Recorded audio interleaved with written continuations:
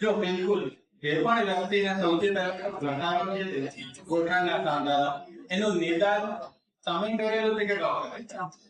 ડોક્ટરે કરેલું છે એટલે એને એક્સરે પડાવ્યો હશે અને એક્સરે પડાવે એટલે ખબર પડે કે ઘટાડો કયા તબક્કામાં છે.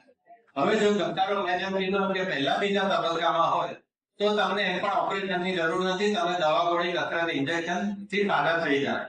અને જો ત્રીજા ચોથા તબક્કામાં હતો તો એમાં ઓપરેશન જ આવે. હવે એક કોમન વાત કરીએ કે કોઈ પણ તબક્કામાં તમે જો તમારો ઘટાડો છે પણ તમે એક સવાલ કર્યો કે ચાલુ કે નહીં, તો એનો જવાબ આપીશ કે ચાલુ. કારણ કે જો પહેલા બીજા તબક્કામાં હતો તો તમે એને એક્સરસાઇઝ માટે ચાલવાની જરૂર છે અને ત્રીજા ચોથા તબક્કામાં હતો અને તમને ઓપરેશનની જરૂર છે તો પણ તમે ચાલો, કારણ કે જો તમે ચાલશો તો જ તમને ખબર પડશે કે તમને પ્રોબ્લેમ.